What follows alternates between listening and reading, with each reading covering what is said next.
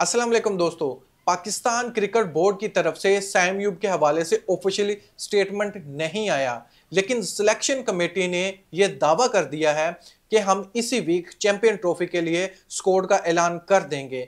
आपको पता होगा साइम अयूब एक बड़ा नाम था पाकिस्तान टीम की तरफ से करंट परफॉर्मेंस के हिसाब से, लेकिन साइम अयूब को अब रिप्लेस किया जा रहा है। सर्चिंग शुरू हो गई है, साइम अयूब की जगह पर किस प्लेयर को शामिल किया जाए। अब्दुल्ला शफीक का नाम सामने आ रहा है, शान मसूद का नाम सामने आ रहा है और इमामुल हक का नाम सामने आ रहा है। फखर जमान तो कंफर्म है, लेकिन इन तीन प्लेयर, क्या ओडीआई में इन लोगों की वैसी परफॉर्मेंस है कि ये चैंपियन ट्रॉफी में पाकिस्तान टीम के लिए अच्छी परफॉर्मेंस दे सकते हैं। मैं आप लोगों के सामने इन तीनों प्लेयर के स्टैट रखूंगा ओडीआई के, आपको अच्छे से पता चल जाएगा। साइम अयूब की रिप्लेस में स्पेशली ये तीन तो प्लेयर बनते नहीं है, इनका स्टाइल ही और है खेलने का ओडीआई में, लेकिन स्टैट क्या कहते हैं, क्या ये डिजर्व करते हैं चैंपियन ट्रॉफी में। और सबसे बड़ी बात ये है, उस्मान खान जो बांग्लादेश प्रीमियम लीग में धाबड़तोड़ बैटिंग कर रहे हैं, उस्मान खान को भी ड्रॉप किया जा सकता है चैंपियन ट्रॉफी के स्कोर से। सबसे पहले मैं आप लोगों के सामने शान मसूद के स्टैट रखना चाहता हूं, ओडीआई में उसने कैसी परफॉर्मेंस दी है। शान मसूद ने पाकिस्तान टीम की तरफ से वनडे इंटरनेशनल 9 मैचेस खेला है। 9 के 9 मैचेस में ये आउट होकर आया है, सिर्फ 163 रन बनाता है। एवरेज चेक करें, क्या आप इस एवरेज से चैंपियन ट्रॉफी में ले जाएंगे शान मसूद को। 18 की इसकी एवरेज है और इसका स्ट्राइक रेट चेक करें, सिर्फ और सिर्फ 69 का स्ट्राइक रेट है, 70 का इसका स्ट्राइक रेट भी नहीं है। आजकल के मॉडर्न डे के हिसाब से शान मसूद जैसे बैटिंग कर रहा है, एक लंबे टाइम के बाद एक 50 और एक सेंचुरी नजर आती है। इतने तो मैचेस ही नहीं है हमारे पास। अब्दुल्ला शफीक के ओडीआई के स्टैट चेक करें आप, 21 इनिंग्स के लिए 612 रन बनाए हैं, 32 का इसका एवरेज है। इसने एक सेंचुरी लगाई है, वो वर्ल्ड कप के दौरान वर्सेस श्रीलंका, और इसकी 650 है। स्ट्राइक रेट 81 का है।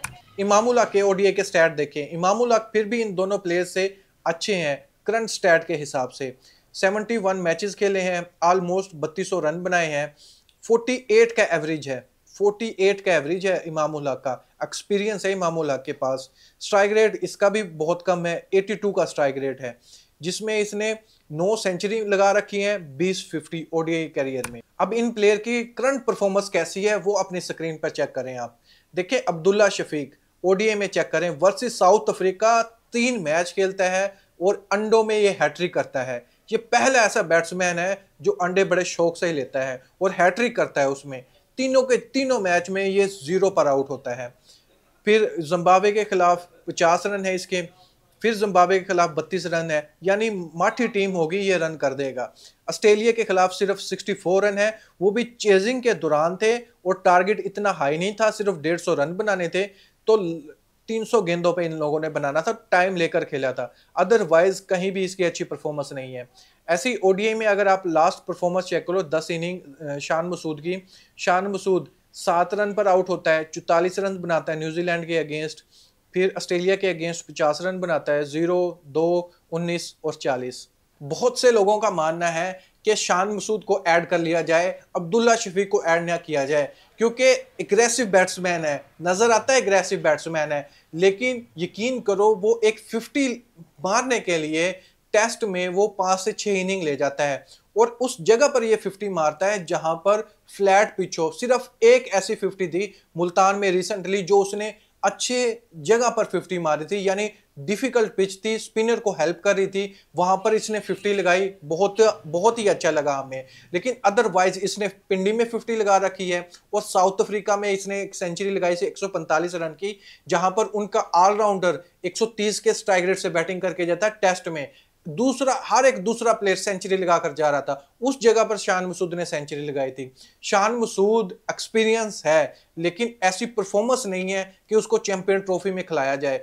अब्दुल्ला शफीक आप जानते हैं, अब्दुल्ला शफीक के पास तो फॉर्म ही नहीं है, वो T20 में भी हमें गंदा करा के गया है, ओडीआई में भी बैक टू बैक 0 पर आउट होकर जाता है। लेकिन इमामुल हक ये डोमेस्टिक क्रिकेट आप पाकिस्तान क्रिकेट बोर्ड ये प्लेयर पर लाजिम कर रहा है कि अगर आपकी परफॉर्मेंस चली गई है तो आप डोमेस्टिक क्रिकेट खेलो। इमामुल हक ने डोमेस्टिक क्रिकेट खेली है, मैं भी मानता हूं कि इसकी परफॉर्मेंस बहुत ही बुरी थी। रिसेंटली का जो वर्ल्ड कप गुजरा 2023 का, लेकिन करंट स्टैट के हिसाब से इमामुल हक डोमेस्टिक में परफॉर्मेंस देकर आ रहे हैं, उसका ज्यादा चांस बनता है। और कंफर्म भी ये किया जा रहा है कि इमामुल हक को तो जरूर शामिल किया जाएगा अगर साइम यूब फिट नहीं होते हैं तो। फखर जमान भी कंफर्म है, लेकिन इन दोनों में से या तो शान मसूद या फिर अब्दुल्ला शफीक, तीसरे ओपनर के तौर पर इन दोनों में से एक प्लेयर को सिलेक्ट किया जाएगा। आप अपनी राय मुझे जरूर बताइएगा, क्या अब्दुल्ला शफीक को सिलेक्ट करना चाहिए या फिर शान मसूद को सिलेक्ट करना चाहिए एज ए ओपनर। और आजकल जो मॉडर्न डे क्रिकेट है, यकीन करो दुनिया 300 350 के बारे में सोचती है, पिच कैसे भी हो उन लोगों को फर्क नहीं पड़ता।